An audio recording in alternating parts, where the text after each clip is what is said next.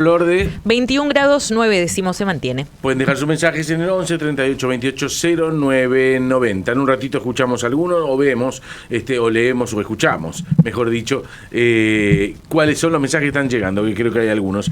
Pero ahora estamos en comunicación con Gonzalo Fioreviani. Él es analista político y magíster en Relaciones Internacionales. Y bueno, quiero aprovechar este magíster en Relaciones Internacionales para hablar de un balance, si nos puede hacer, de la gira que Milei acaba de hacer por Israel, por Italia, por el Vaticano. Gonzalo, ¿cómo estás? Buenas tardes. Gabriel Schulz te saluda. Hola, ¿qué tal, Gabriel? Un abrazo grande y un saludo a toda la audiencia y a todos y todas ahí. Gracias. Bueno, la pregunta está dada. ¿Cuál es el balance que se puede hacer de esta gira que Milei ya terminó y está ya acá en Argentina? Bien, bueno, balance, hay varios. Primero se puede hablar de la parte de la etapa de Israel, del viaje, ¿no? Que tiene varias aristas, ¿no? Por un lado, la cuestión de básicamente cumplir una promesa de campaña que tiene que ver con trasladar la embajada de Tel Aviv a Jerusalén, una decisión que tiene más que ver con una cuestión ideológica propia que con algo histórico en materia de política exterior argentina, ¿no? Porque Argentina reconoce a Israel desde 1951 y la embajada por ley de ese año se encuentra en Tel Aviv, y de los 156 países que reconocen a Israel, solo 3 tienen la embajada en Jerusalén, que es una ciudad que está disputada por las 3 principales religiones monoteístas del mundo, y que además puede llegar a acarrear algún conflicto o algún problema para la Argentina. Eso en principio, ¿no? Y después, respecto de la gira en Italia y en el Vaticano, por supuesto, lo más sobresaliente fue la reunión con Francisco, una reunión de 70 minutos, récord para Francisco y un presidente argentino, y está entre las más largas inclusive que ha dado Francisco a cualquier mandatario del mundo. Eso me parece que es un dato interesante a destacar, y sobre todo teniendo en cuenta todo lo que se dijo antes, ¿no? Todo lo que había dicho el presidente de Francisco durante la campaña, el pedido de disculpas. Creo que ahí hay un dato muy interesante.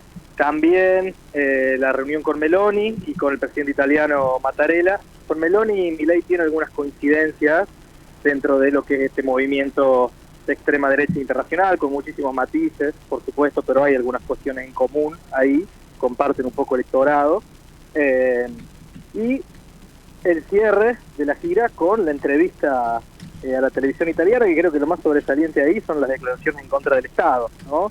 Y más siendo un jefe de Estado, esto de decir que el Estado es una corporación criminal, algo que él siempre dijo como panelista, pero bueno, ahora ya como presidente, con todos los ojos del mundo viéndote. Y por otro lado, y sacándote, pero te quiero aprovechar porque sé que conoces muchísimo de lo que es la política internacional, las relaciones internacionales. Hace instantes, esto es algo que no sé si estabas informado, pero esto tiene una hora, el fiscal general de Virginia Occidental, Patrick Morrisey, le pidió a la vicepresidenta Kamala Harris, Estados Unidos por supuesto, que aplique la enmienda 25 para designar un nuevo jefe de Estado porque Biden no es físicamente capaz de desempeñar sus funciones. Esto es un fiscal de Virginia Occidental pidiéndole a la vicepresidenta de Estados Unidos directamente que asuma el poder porque Biden no está capacitado. Esto va a empezar yo creo que es una noticia que se va a empezar a recorrer el planeta. Tiene, ya te digo, una hora, pero estamos en condiciones de decir que se viene algo pesado, ¿no? Si esto ocurre. Bueno, sí, nunca pasó en la historia de Estados Unidos, nunca se activó esa enmienda por esta cuestión.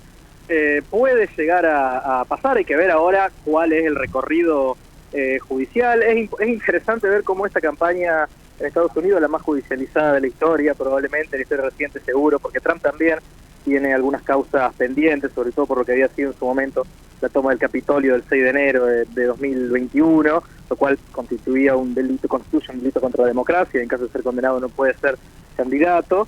Y lo de Biden responde sobre todo a un informe que se publicó en los últimos días, donde se habla de que, bueno, tiene las facultades mentales, no sé si diría las facultades mentales alteradas, pero sí tiene problemas serios de memoria, también propios de una persona de su edad, ¿no? Biden tiene 81 años y es presidente de los Estados Unidos, nada más y nada menos el estrés que conlleva un cargo de ese calibre, ¿no? Entonces hay muchas preocupaciones al respecto. Y con respecto al alineamiento, no me salía la palabra, que está teniendo Milei con Trump, ¿no? Que incluso su viaje a Estados Unidos va a coincidir con una reunión del Partido Conservador. Esto hace que, ¿cómo nos mire Estados Unidos? Porque Biden no debe estar muy contento con el alineamiento de Milei con Trump, ¿o sí?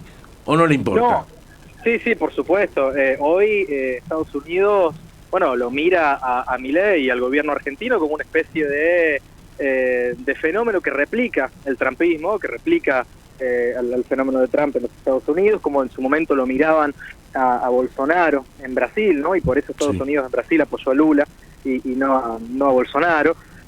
Hoy creo que a Milei lo miran de esa forma, puede llegar a tener un apoyo en caso de que gane Trump la presidencia, con muchísimos matices, ¿no? Porque bueno, quizás sería más largo para analizar, pero si Trump gana la presidencia vamos a ver un Estados Unidos que se va a retraer mucho más sobre sí mismo y va a dejar de intervenir tanto afuera. Entonces podría llegar a haber un apoyo más discursivo que otra cosa a Milei, y hoy con Biden, bueno, creo que ni siquiera eso, más allá de que el embajador Stanley viene diciendo que el diálogo es muy bueno y que la relación es muy buena, pero bueno, todavía no ha habido ningún encuentro bilateral concreto y probablemente tampoco lo haya en el viaje, ¿no? Estamos hablando con Gonzalo Fioreviani, analista político y magíster en Relaciones Internacionales. Jorge Chamorro te quiere hacer una consulta. Hola, ¿qué tal? ¿Cómo le va? Bueno, aprovechándolo entonces, para desasnarme sobre algo que está muy en boga y está en la polémica entre ustedes, los analistas, ¿no? ¿Hoy BlackRock tiene más poder que el presidente de los Estados Unidos? Es una pregunta interesante. Algunos analistas creen que sí, que los fondos buitre o que el capital financiero internacional puede llegar a tener más influencia. Yo creo que todavía en los estados, depende de qué postura teórica se pare, ¿no? En materia de relaciones internacionales, pero yo sigo creyendo que los estados siguen teniendo aún un poder superior, sobre todo cuando hablamos de un estado como los Estados Unidos, ¿no? Estados Unidos tiene, más allá del poderío económico, el poderío militar, el poderío político y el poderío simbólico, que no tiene un fondo buitre como el caso de BlackRock, por ejemplo, ¿no? Entonces, en ese punto, yo diría que no. Sí, un fondo de ese tipo puede llegar a tener claramente más poder que muchos estados latinoamericanos, estados africanos, por ejemplo, pero no que los Estados Unidos. ¿Pero no te pueden inclinar la balanza para algún lado con el poder que manejan? Sí, claro, porque sí tienen más poder que muchos estados latinoamericanos y probablemente mucho más que Argentina en las circunstancias que estamos hoy. Bueno, con Trump ahí empezaría otra vez una fricción, ¿no? Porque Trump claramente quiere retrotraer la globalización a resurgir al peón industrial de Estados Unidos, ¿no? Sí, y eso es interesante, eso que estás remarcando, porque, por ejemplo, sí, es verdad que hay coincidencia entre Milei y Trump, pero son más coincidencias en estilo, pero no en programa de gobierno, porque Trump tiene una idea nacionalista, liberal. Claro. Exacto, es contrario al liberalismo y más de volver a un Estado fuerte, a un Estado que se asemeja al viejo Estado nación de frontera cerrada, crítica al multilateralismo y crítica a la globalización. Por eso digo que si Trump gana, va a haber un retraimiento importante de los Estados Unidos en el mundo, en distintas regiones. Bueno, hay que ver eso después cómo lo capitalizan otros países, ¿no? Pero además hacia adentro, con una postura mucho más reguladora, con una postura mucho más de Estado presente y de interventor, que le puede gustar mucho más a los sectores más trabajadores, a lo que es el blue collar de los ex cordones industriales, y no tanto a este tipo de capital financiero, ¿no? Sí, por supuesto. De hecho, se había peleado en su momento con Tim Cook en Apple. Dijo, empezá a fabricar los teléfonos acá, dejá de traerlo de China. Exactamente. Y entre otros, ¿no? Y también de inclusive defender derechos laborales. Es decir, al trabajador se le tiene que pagar lo que se le corresponde y los derechos tienen que ser lo que corresponde al trabajador estadounidense, ¿no? Y además con una postura muy de comprar estadounidense. Bueno, Guillermo Moreno siempre dice que Trump es peronista y que hace lo que él dice, Guillermo Moreno dice que Trump se inspira en él. Bueno, en ese punto Moreno tiene un buen punto ahí. Moreno no se iría tan lejos, pero sí de que tiene una política que tiene mucho más que ver con un nacionalismo industrializador, un nacionalismo más similar al nacionalismo del siglo XX que sin duda al liberalismo. Yo a Trump no lo pondría de ninguna manera dentro de lo que es el espectro ideológico neoliberal. Gonzalo Fiore-Viani, muchísimas gracias por esta... realmente es muy interesante escucharte y lo haces de una manera muy didáctica. Muchas gracias. Muchísimas gracias a ustedes. Hasta la próxima. Un abrazo. Gonzalo Fiore-Viani, analista político y magíster en Relaciones Internacionales.